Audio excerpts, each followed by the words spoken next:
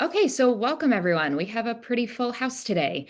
If you have not attended a IIIF community call, we hold these every month. They are open to anyone with any interest in IIIF in any capacity. And they are an opportunity for us to discuss issues that are happening in the community, see demos, get a peek at new IIIF enabled projects and all matter of other things. Today is a little bit different than the past calls that we've had maybe over the last year, and I suspect that we're going to have a pretty wide-ranging discussion about the topic today. To that end, I'm going to ask that when we move into the discussion portion of the call today, if you can use the raise hand functionality, just because I think we've got probably close to 30 people, you can do that via the buttons in the Slack. And if you have it enabled, you may be able to like raise your actual physical hand and it will pop up. You'll see mine pop up in a minute. Okay. Before I jump into today's real agenda, I want to give just a couple of IIIF community updates.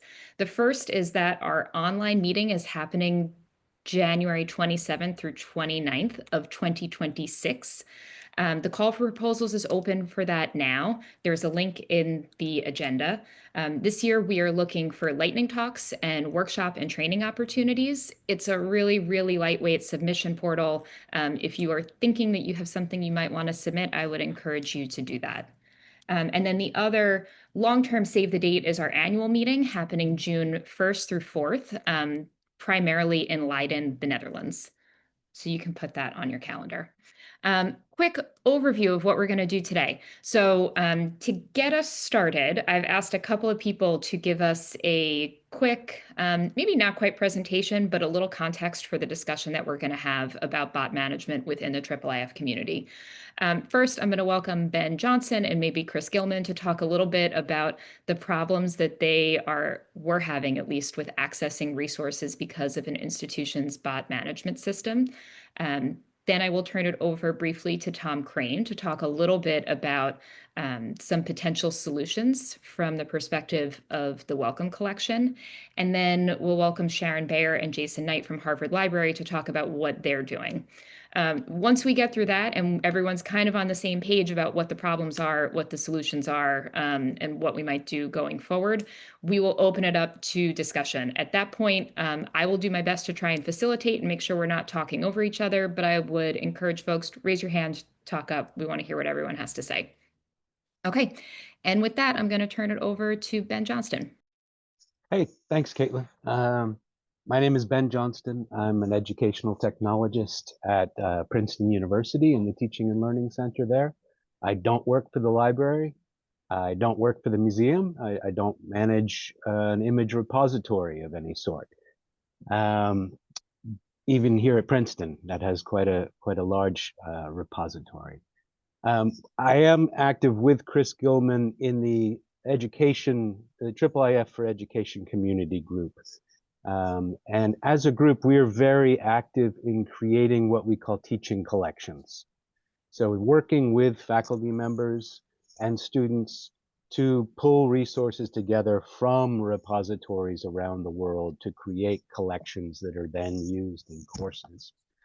And it was in one of these, and working with Professor Chen-Ling Lu-Zeleny at UCLA, that we noticed some issues with the Library of Congress manifests just a few weeks ago. When you create these teaching collections, it's very easy to see where issues pop up because you have teaching collections of manifests from all over the place put together into collections. So working with her on her collection, it was quite evident that there was an issue with the Library of Congress. Was that 2 or 3 weeks ago?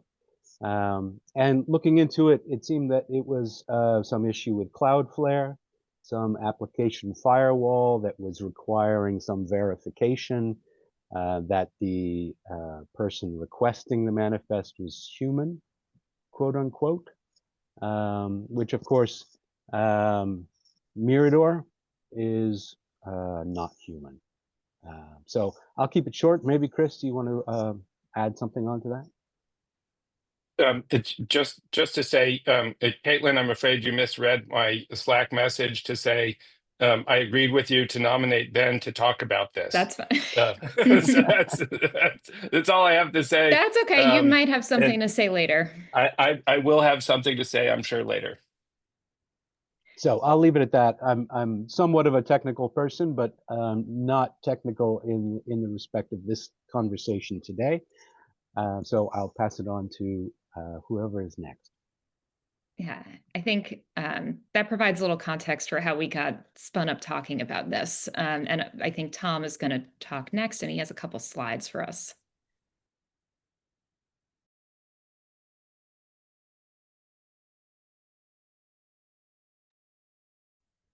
Okay, I'm going to share my screen, which is here. Move the slides onto the screen. Okay, right. I was gonna make a couple of slides and end up making about 25 slides. So you'll have to yank, you have to pull me off in a minute because I'm gonna say too much. So I'll just try and do this really quickly. I just kind of dumped all I know about this subject down to maybe help drive the conversation. And the kind of context of what I'm going to talk about is mostly from Wellcome Collection. I mean, we've developed lots of IIIF infrastructure for lots of people, but it usually looks a bit like this. But Wellcome's interesting because it's been going a long time, so we've learned lots of things, and it has quite a lot of stuff, about 60 million images across 350,000 manifests.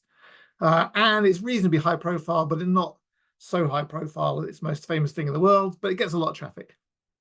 And also recently in the context of some work we've done for the British Library, who are a bit more high profile, and get lots and lots of traffic and get tile stitching, which is the real kind of killer thing that I want to talk about a bit more.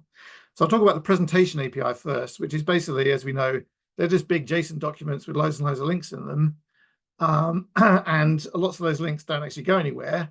They're just identifiers, but some do. And bots that like follow links, that's just catnip to bots because they are just full of links because it's linked data and it just goes on forever. So how do we deal with that? So when we started this kind of stuff, we tended to generate manifests dynamically, usually from a METS file. Let's move my, usually from a METS file and catalog metadata. Everyone's probably familiar with this process, but they would be generated on the fly, but then cached at the web layer, reverse proxy caching quite aggressively because they didn't change much, but they're still eventually fall out of the cache. But eventually, kind of really large objects that maybe hadn't been looked at for a while would take far too long to generate, poor user experience. And also, if you're dynamically generating manifests across that, potentially 500,000 different manifests or millions of manifests, the bots just kind of, you could look upon it as a favor they're doing you by keeping your cache warm, but you might not look at it that way in the long run because they're just hammering the infrastructure and causing all this compute, kind of a complete waste of time. So we kind of, maybe a few years ago, and not really in response to bot traffic, it's more for like user experience, moved to kind of pre-generating the manifests. So we store them in S3, so manifest collections annotation pages, and basically we just proxy them from S3 buckets. So it's super cheap. I mean, it's not free, but it's very cheap. And we still have reverse proxy web layer caching via CloudFront on top of that. But this kind of stuff just really, bots can just do their worst, and it doesn't really bother us.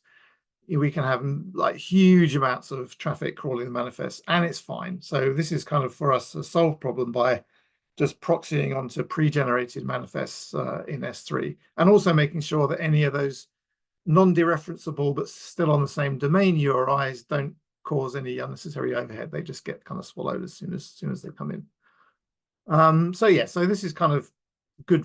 This works for us. We're not too bothered by it. There's one exception to this, which is a feature we kind of removed until we think of a better way of doing it. And that all those manifests, those 500,000 manifests or so, had part of relationships not only to kind of structural collections, which are static, but also dynamically generated collections based on facets like subject and creator.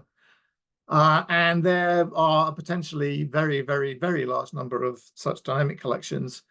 And they are like traps for bots as well, going round and round in circles, jumping. And so that just, because they're dynamically generated on the fly, that was just a bit too much. We didn't really need this feature. It was just a kind of nice extra that there's faceting at the IIIF layer as well as the UI layer. So anyway, that's just turned off for now. Now, the one drawback of keeping them all in S3 as pre-generated manifests is that someone says, oh, we just changed the phone number or something, but it's wrong in all these 500,000 manifests, or we need to remake them. But in practice, that just doesn't happen. We have yet to need to do that. And even if we did need to do it, it's just a kind of big batch, just set something off in the background. It doesn't actually take too long to generate them all, especially on kind of a spot instance thing. You could generate them all in a few days. So it's not, although this is a potential problem where you've got dynamic content in the manifest or potentially changing content in multiple manifests, for us anyway, this hasn't been an issue. A real problem is with the image API. And so I call this before the fall, because in the olden days, the long tail was our friend. And this is a graph we produced at Welcome. This is years old. But those individual, this is a kind of graph of usage to, it basically shows popularity. And the long tail is extremely, extremely, extremely long. This logarithmic scale here shows that, this group at the top here are winners of a photographic competition that was featured really heavily in the press. And like they got thousands and thousands of views. And then it tails right off to like the long, long, long tail of tens of millions of obscure pages of printed 19th century books.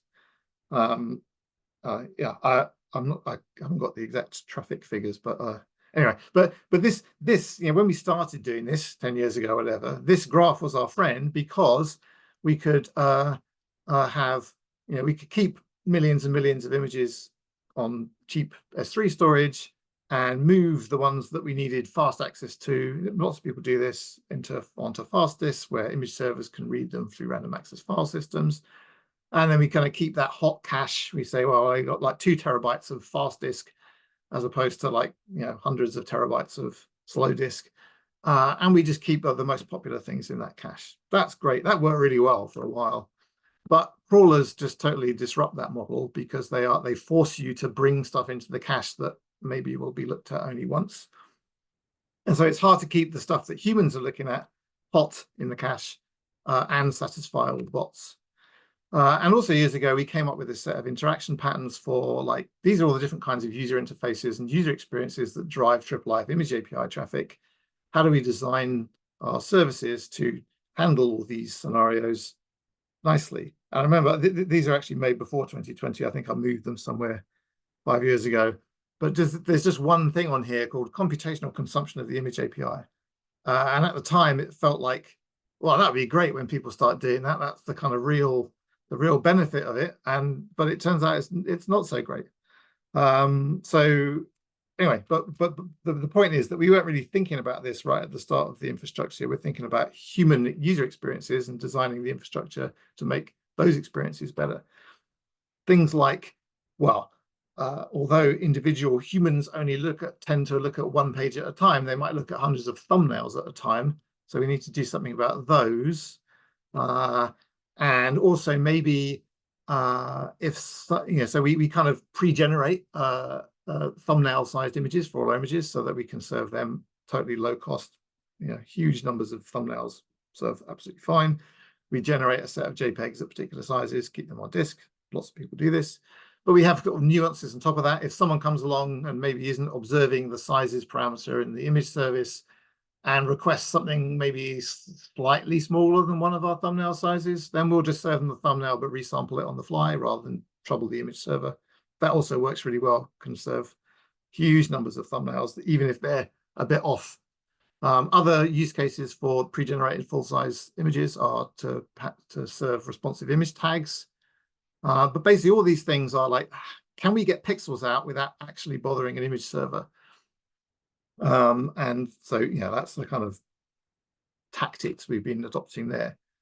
Another one of those is if someone asks for a full-size image, where the region is full, they're asking for the whole image, but it's bigger than any of our thumbnails, then we figure that, well, you're not deep zooming. You don't need that quite as fast as the next person who is deep zooming. We can send you down a path where we keep the image in S3. We don't move it to the fast disk.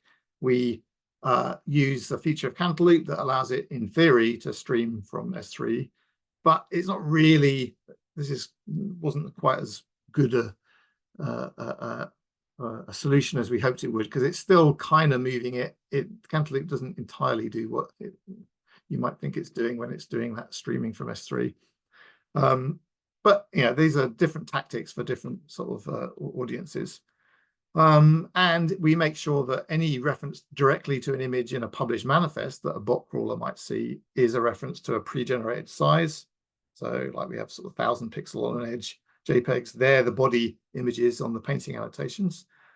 And so if someone writes a script to harvest like full max images for all the stuff, they will get them, but they won't trouble tile generating traffic because they get routed down to different kinds of image server.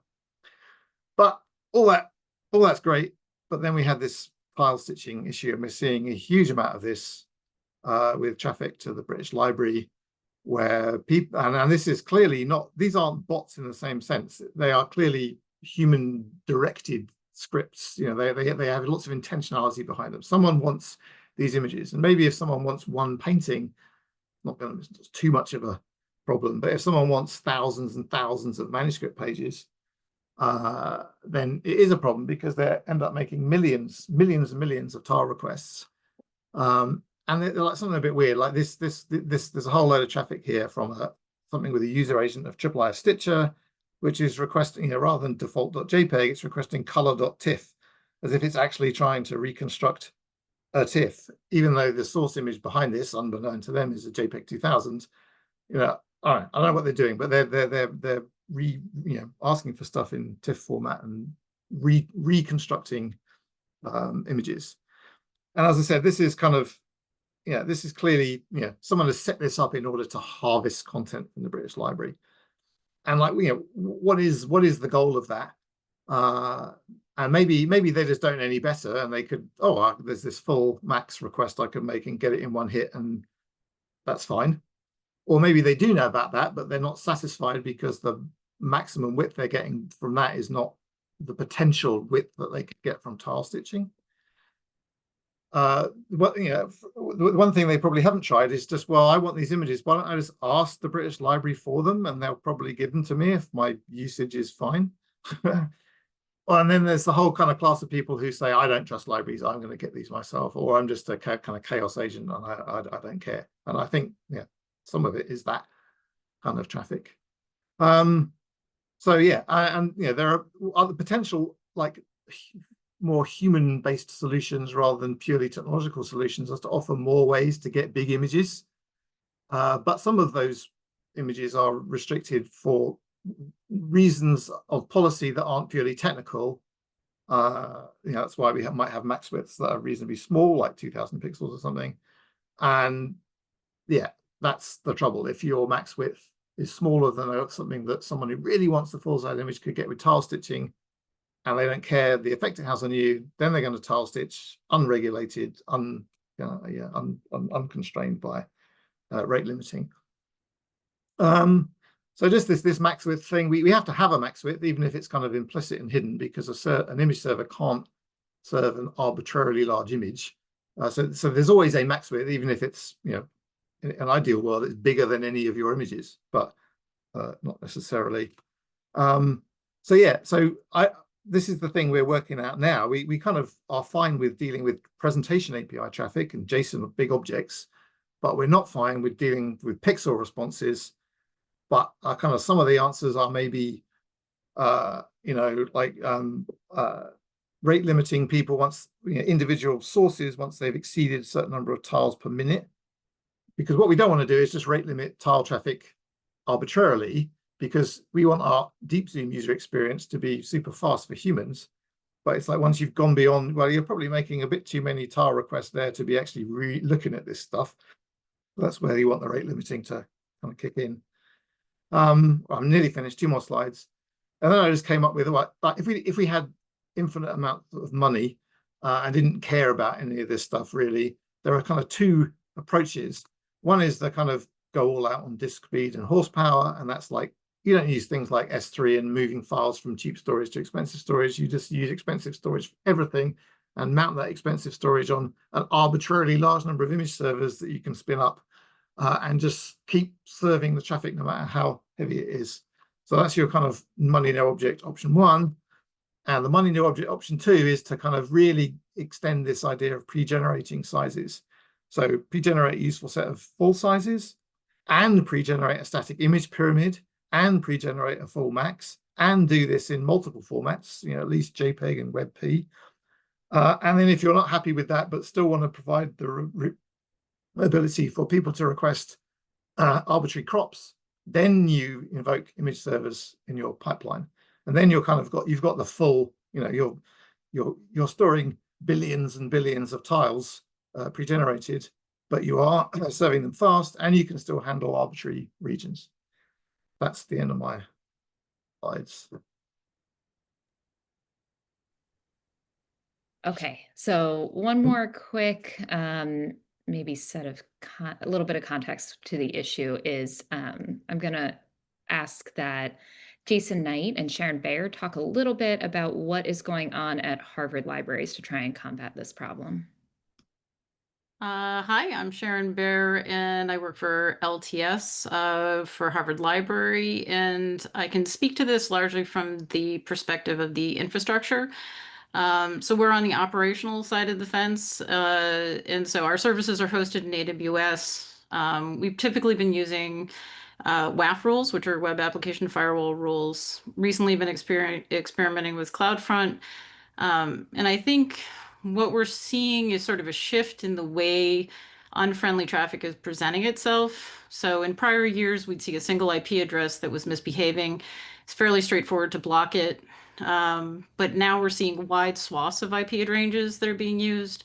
And this can pretty much take down services if in short order. And so we've been trying to block the unfriendly traffic, but because you have to block a larger range of addresses, this is unintended impacts on legitimate users, unfortunately. So it is a sort of difficult decision as to whether or not to do this, but it is sometimes necessary in order to keep the service up.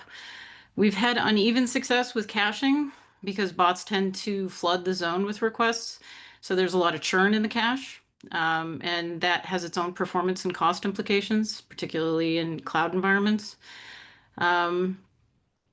We've increased our analysis of WAF logs to try to understand the bot traffic patterns. We're seeing traffic from all over the world, from all different types of ISPs. We've implemented Silent Challenge. We are obviously implementing challenges based on reputational IP address lists, but what we're finding more and more is that the traffic is adapting. So I'll note that there's now public code out there that'll circumvent the Silent Challenge WAF rule, which was quite effective up until now. And so I think the way we're approaching this is that this is a continual set of work that we're going to have to continue to address bots as their strategies sort of move forward and react to them. So this is prevention on a continuum in order to try to establish ways for legitimate users to get into things and to try to prevent bots that are taking up and consuming too many resources. So Jason, I don't know if you have anything to add to that. Not really. I wanted to share something that was a screenshot that I took this morning of one of our assets in AWS. I can find the correct, there we go. Share this really quickly. This is the number of allowed versus blocked for a single site. And when the ratio is that off, you know that the rules are working. And I didn't want to go into the details of the rules specifically, but there are some known frequent flyers that there is very, very, very unlikely that a legitimate user, researcher, human being is doing this. And so far, so good. But as Sharon said, they adapt. And something that I've been seeing over the past month or so is when you start having to block an ISP in another country. I'm doing this via autonomous system number. So blocking a rather large, depending on the ISP, block of IP addresses, they'll jump to another in another country. And you can kind of gauge that by the job floor fingerprint. It's a way of fingerprinting the way a TLS connection is negotiated. It's almost completely, well, not completely, it's relatively unique. And if I'm an individual that's managing a bunch of bots, it's going to be the same on a bunch of different instances or VPSs. So they can be limited in terms of number of hits per time interval. So you'll see these patterns go and the reaction to it. And these are in time zones that are way outside of my waking hours. And it's just interesting but we're at no shortage for data to analyze. Just coming up with rules to address those and not impact users is taking more time. The philosophical approach that I'm taking is sort of build the church for Easter, that the service is still up and running, available to everyone. You're not going to be able to stop all of it. If some of it gets through, that's fine. But it's when it gets to the point of it's not available to anybody, that's where more aggressive action is needed. But that's about it. Okay, thank you both. So that's what we have here in terms of planned remarks. And at this point, maybe before I start reading out from questions that are in the chat, and I will get to those, I want to open the floor for people to either ask questions to the folks who have spoken or comment. And I'll start with Diego. Thank you. Great presentations. So a few remarks about like the issue that is like affecting other communities too. Is like this bot discussion is happening in parallel many places, right, at the same time. And just a heads up, there's like an AI bot interest group that is actually sharing solutions, right, led by Aaron from Lyrasis, the Fedora community manager, right? And we have a meeting pretty much in silent, right, in smaller groups, right, talking about the same, because it's of course not only IIIF, right? It's like every repository, every API, and everything that exists. I want to just like quickly share a few things that I think are specific to IIIF that I would love that we have a discussion. Is like certain way since like OpenAI started like building their bots, right, and started harvesting, which is like end of 2023, right, where like we saw the first ones.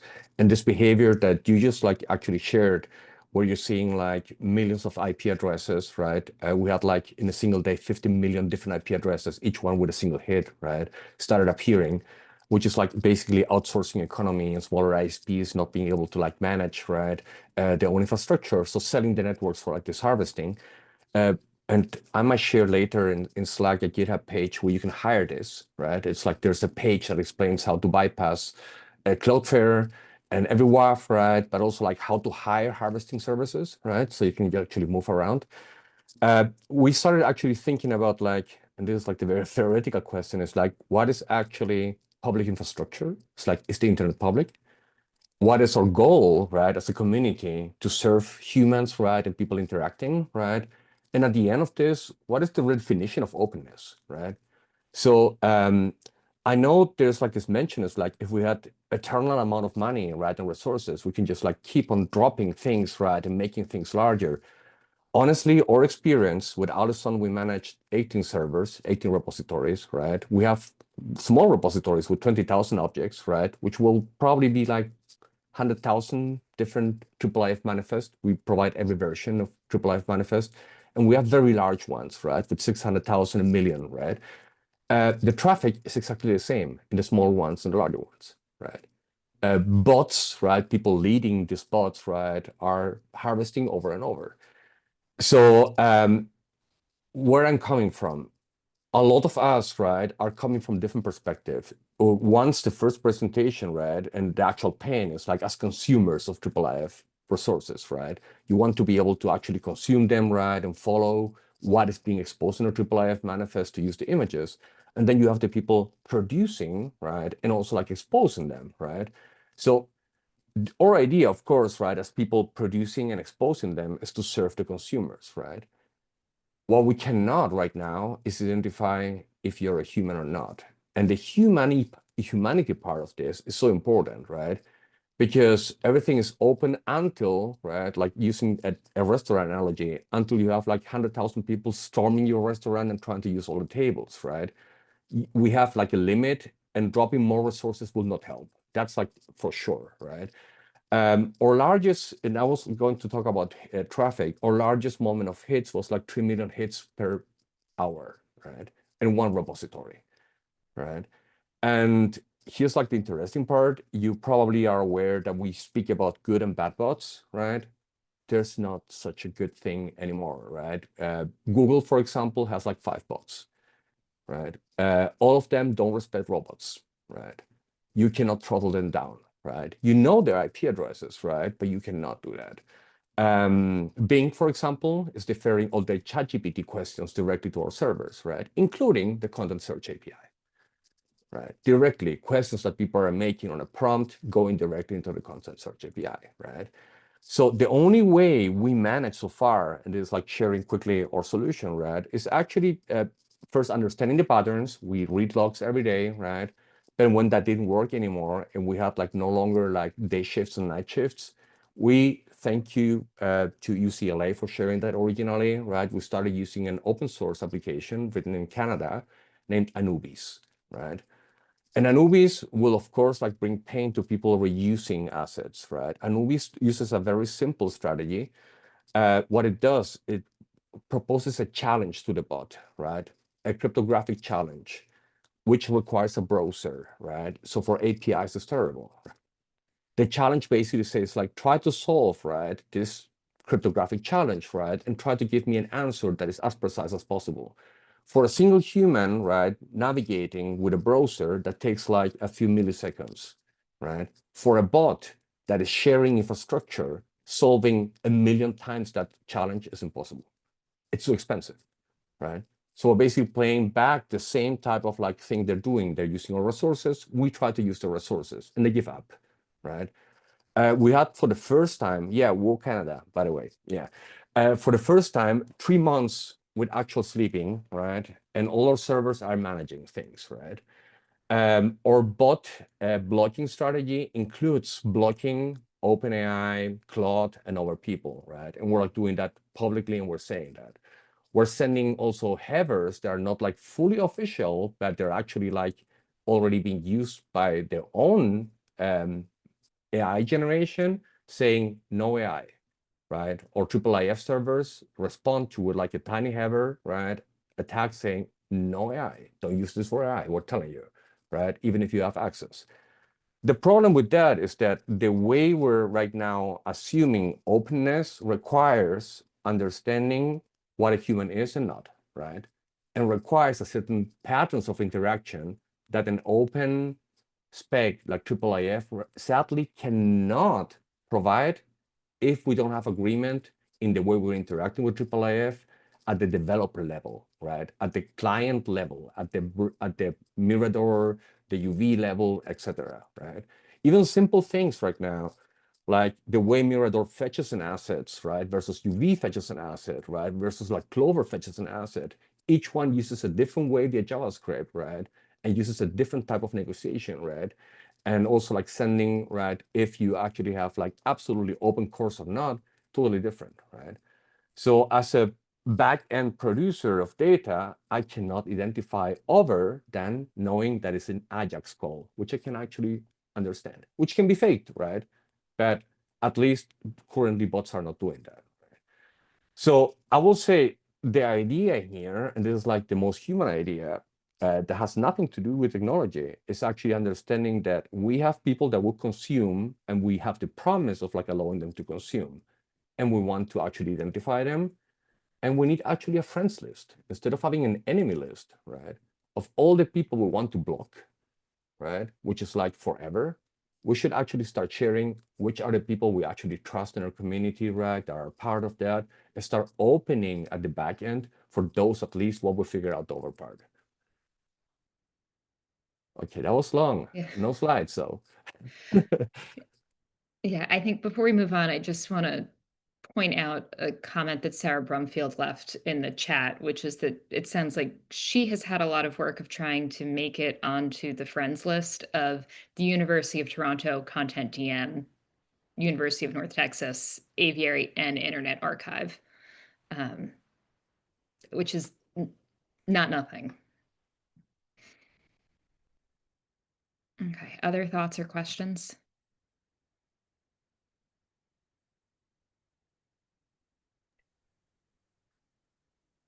Maybe I'll, oh, sorry.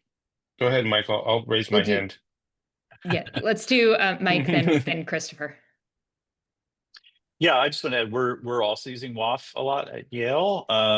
We haven't, I don't think we've seen our image servers overwhelmed by image requests. We have seen our whole infrastructure overwhelmed by crawling of faceted, metadata browse UI, and that just brings everything down because we need the same resources to verify, access to the images, et cetera. So, that's really been an impact.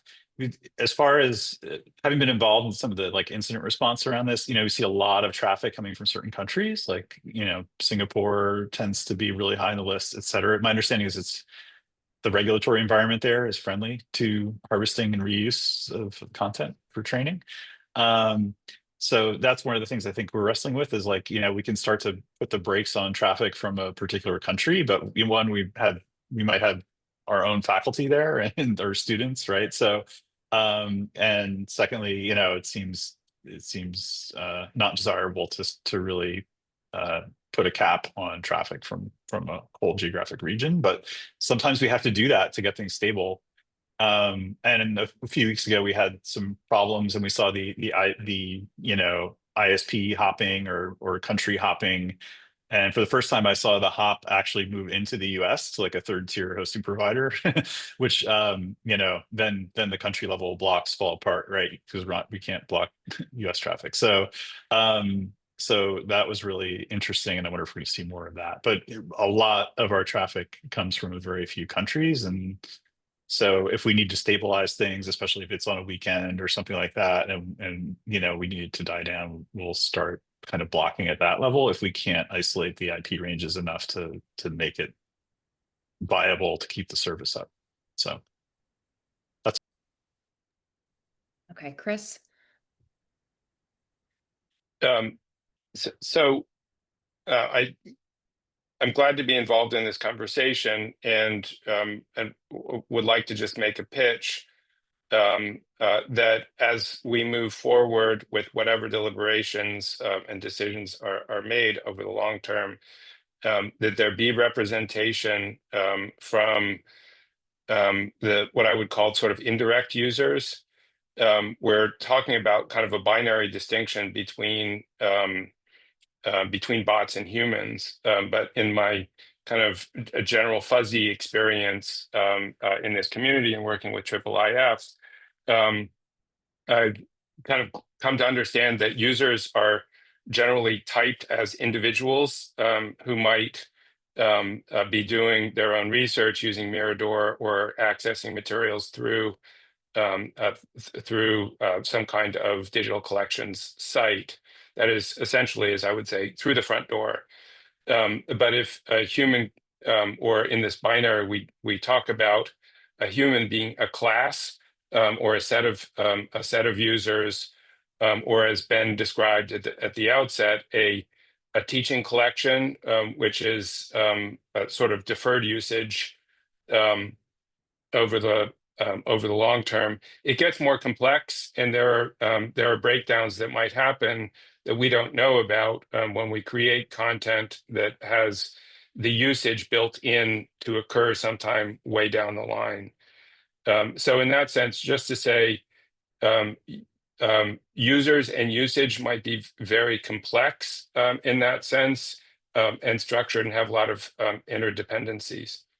The other is a particular pet project of mine that I'm keenly interested in, and I sort of sense that it might be imperiled by some solutions here. and that is the use of a chat GPT or other AI systems to read and interpret IIIF content in real time for visually impaired and other users.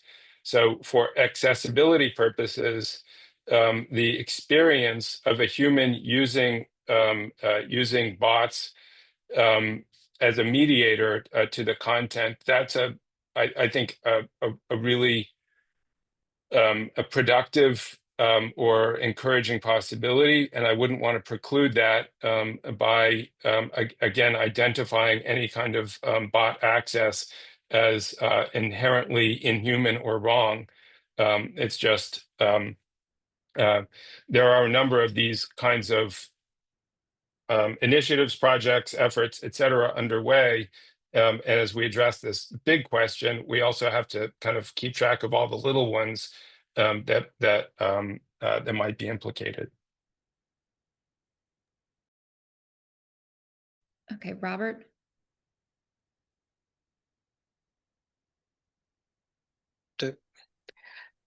Sorry, I was just coming a little late and was wondering about the technical background, because if you say you have a friends list, a whitelist, and blocking other stuff, so on the we're talking about image API, right? So you're looking then at the referrer, or how do you know that? Because basically it's my understanding, the browser of the user making the image request to your server, and that has to be distinguished from other traffic.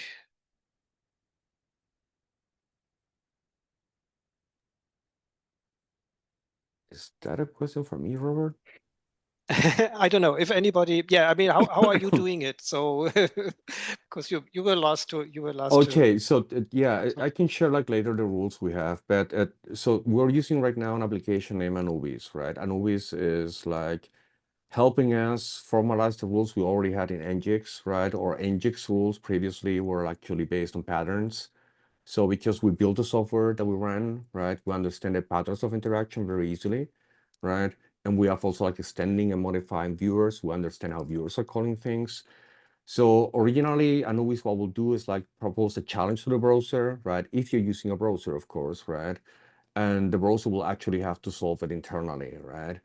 The browser basically will like do a cryptographic hash, right? And based on that, Anubis will say, yeah, it's valid, and we'll send you a cookie, right? And once the cookie is set, right, Anubis, which acts as like a middleware, right, in our case, inside with all these rules, right, inside our infrastructure, right, will basically say, okay, you can pass, right, you solve the challenge, right, and the cookie is set for like a year, right? The cookie doesn't keep track of information that is private. We're sure for that, right? It's like an automatic one, but it does keep like a fingerprint, right? That is good enough to actually distinguish, right?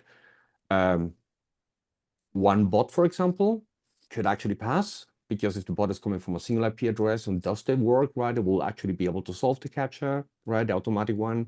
But if the bot is actually hitting you from like 10 million IP addresses, they won't have the money to actually solve it, and they will fail the CAPTCHA, right? At the actual back-end interaction, we have other patterns too. So like, for example, when Mirador is calling a set of things, right, it's using a certain amount of headers that are like part of the protocol, right, that is saying, I'm doing an Ajax call, right?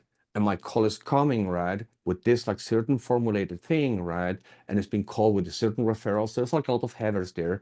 So I can actually like allow certain things. For example, I can allow if the IP address has not been seen before in my other list, right? It's a single IP address, I can throttle, right? And also it's like via an AJAX interaction, right?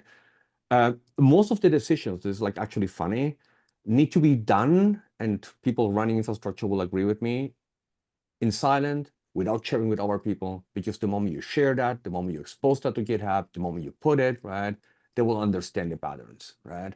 It's sad, right? That's the reason we many times meet with other people, right, in smaller groups, right, and share how we're doing this, right? But that's like the general gist of this, right? But here's like the problematic thing with APIs. APIs normally are not only being interacted via browsers, right? When I'm calling an API via curl, right, I'm not actually interacting with a browser. I'm not enabling JavaScript, right? So my interaction, right, will actually be passed as like a bot, right? It's like there's no way around that. Actually, if you run under Cloudflare, behind Cloudflare, an API, the API will be blocked and require a cookie session. So you have to like navigate to a website where Cloudflare will give you a cookie. You have to take the cookie and send the cookie via Chrome, right? That's a thing viewers right now will not do, right? And they cannot do it, right? And about like, sorry, quickly about the overuse cases, like you were saying, people like using this as training and have like this manifest built with like 10 different sources, right? Technically, and human interaction UI based, right? There's no way we can actually send when you have like a IIIF manifest with 10 different image services, right? 10 different captchas, 10 different landing pages to an end user so they authenticate against every backend server. That's impossible, right? So we're lacking that part in the specs, right? We don't have like a unified way of saying, hey, if this other one accepted you, then send this cookie that is like valid across domains, right? So you can actually trust this one, right? The authentication workflow part, right? The flow thing works for when you own all the images, right? All the things inside a single manifest, right? So we have specs on one side, which is good, right? The open implementing the specs in the reality of the internet right now is becoming harder. So for your solution, are you doing that? I mean, sending the user's browser to some "Are you human" test and then getting the cookie. Yep. Are you using the IIIF auth flow? No, for the IIIF, we have other rules. We have like some exceptional rules, right? We're like blocking based on IP addresses. So most of our like blocking is happening on the, and someone shared that, on the larger HTML interactions, which is facets and other things, right? And right now we do have a friend list, or for example, our IIIF manifest from a certain institution we manage, right, are used by Columbia, right? So they're like in the archives, right? So we have like a list of people that are looking at that. Or take on this, and this is like so important, read your logs, check who's being friendly, open them without having to actually get a request to be open, right? We keep track of people we know, right? And try to lower the barrier, right? And if we don't know, they will get a challenge, right? And they will like probably come back, right? So far, we're surviving. But reading logs is so important, and talking to other people. Okay, Tom? You're muted, Tom. Sorry, yeah, just to pick up on 2 points there. The authorization flow would provide a kind of framework in which you could do some of this stuff, but it wouldn't solve the problem that Diego raised of like, if I have a manifest that has 10 different providers of images, I have to establish myself with each of them. So the authorization flow could be adopted. In fact, they could do that right now, but it's the viewer's, Mirador or UV's responsibility to kind of guide you down a path. Says, right, go here, then go here, then go here. And the user experience is terrible. But on the other hand, manifests with 10 different providers of content are a rarity. Usually it's my institution publishing my manifest at my domain where the images are also at that domain, which is a much, much easier problem to solve with the authorization flow.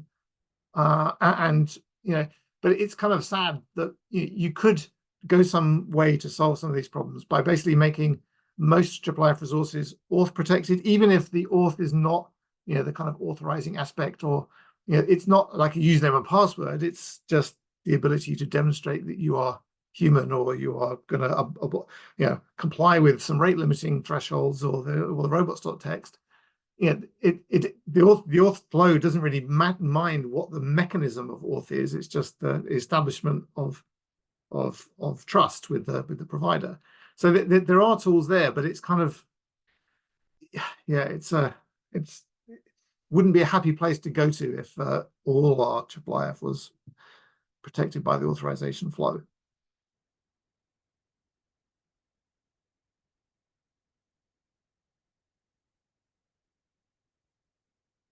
And also we would need, so the kind of stalled work with the auth group is like, well, we kind of know how to deal with content resources, things that are typically made by indirect requests from the browser, like the source of an image tag.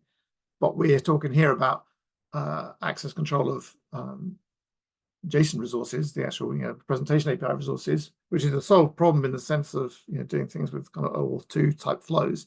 But we don't have a kind of formal profile of that all IIIF consumers could implement. And again, the authorization of access does not have to be a kind of standard, I need an account with these people. It can be absolutely anything, like the Anubis kind of demonstration of that you are not a bot. But we don't yet have a kind of flow specification for how that would work for manifest as well as image responses and AV responses and things like that.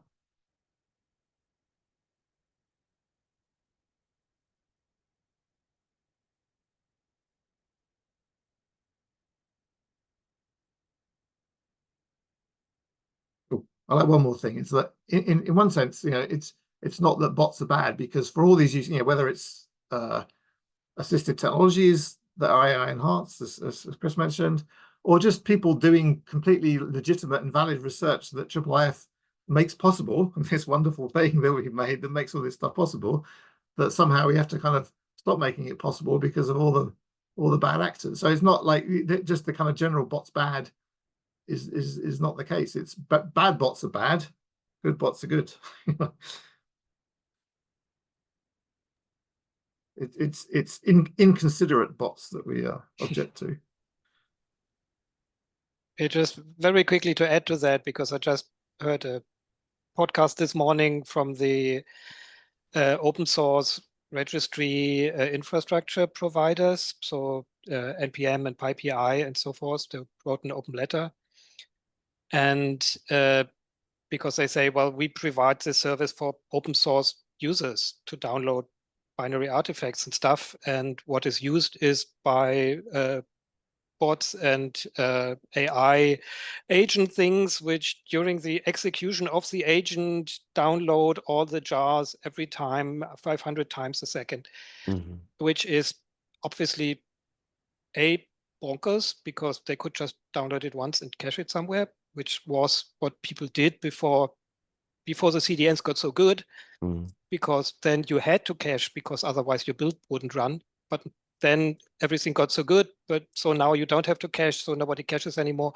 And now you're falling into that that now every bot, for every incantation of the thing during runtime, fetches all the other stuff and builds something and does it. And so yeah, also on that area, it can't continue like that. So it was built to do something useful, very useful. It's still something useful, like with IIIF, but the abuses, just have to somehow be stopped. Okay, Mike? In looking at our traffic, we have seen a couple of DH projects which are identifying themselves in the user agent, which I think is really helpful, because your initial reaction is like, why am I getting this traffic? Should I block it? And seeing something that says, oh no, I'm University of such and such, gets to, they get a pass, right? We're gonna, move on to other things. So, maybe that's something we could start to socialize, is if you are going to come knocking and harvesting for a project and you're writing code to do it, identify yourself so we can confirm that matches against the IP range, and we'll leave you alone, right?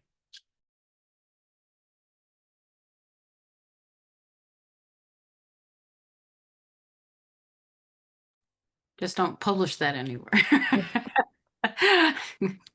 Because I think what we're finding is that the bots are extremely clever in terms of how they adapt to and change with the changing landscape. So when it seems like every time we try to distinguish between a good bot and a bad bot, that something happens to that, either that gets socialized out, and all of a sudden someone is adopting that in order to circumvent your protections. And we're even seeing, I think Diego had mentioned it, we're seeing the good search crawlers, Google and Microsoft, increasingly behaving badly in spite of robots.txt, in spite of having the normal protections. It seems like all bets are off at this point, and there's a lot of unfriendly traffic coming from previously friendly sources. So it's definitely been challenging, and so but I do like the idea of somehow identifying what is friendly bot traffic. It's just not clear to me how best to do that in a way that could not be replicated by a bad actor.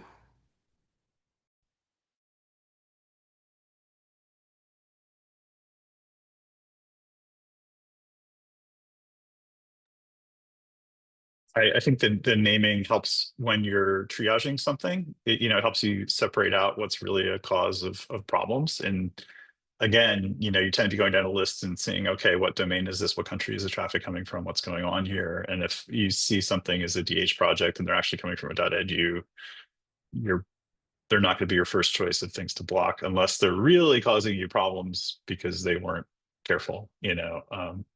So I think that's what that would get you. It would also be interesting for reporting to know that these IIIF resources are being used for good by people we know. Absolutely. And the first year CS students.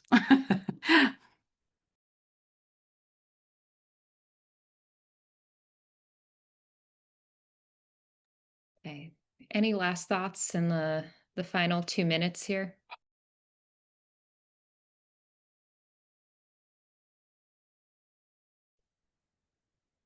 I have sorry, raising hand. I have That's a okay. community, yeah, sorry, I have a community question. So we have other places where we share trauma, right, and what we're dealing with, right, and what we're trying to do, and we have like many use cases here, like people reusing stuff, right, coming from good places, people that actually have like a different definition of what a good bot or bad bot is, right, etc.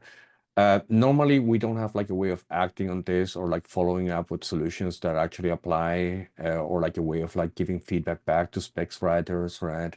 And the IIIF community is very good at actually doing that. Should we maybe like follow up via Slack on a channel way of like starting to organize this and have like a special place where we can actually share solutions? Diego, Yeah. this was my last minute. No, my God, sorry, No, Kelly. no. As you're saying, I didn't have this idea before, but I do think we have places in the IIIF Slack to discuss machine learning, but it's not the right probably place to discuss this particular problem because we have people who are dealing with both sides of a new technology. So my suggestion is we probably need a new Slack channel to start as a kind of catch-all for these discussions and these suggestions. And then maybe once we get some people in there and some discussion going, we come up with some sort of more formal way for us to capture these, which might be, it might be more community calls. It might be a separate set of things, outside of these monthly calls to work on this issue in particular. Does that sound good to everyone? Okay. Maybe we'll just call it bots. Yep, that sounds Okay. perfect. We'll have a bots channel, and I will put that in our general channel. I'll also include a link just in case you got here from outside of regular IIIF channels. I'll put a link in the agenda for how to join our Slack, in case you're not already in there, and then you should be able to find your way to the bots channel. Okay. I want to thank everyone who presented and everyone who shared their ideas and frustrations, and hopefully we'll have a new place for that to continue. Okay. Thanks, everyone. Thank you so much. Thanks.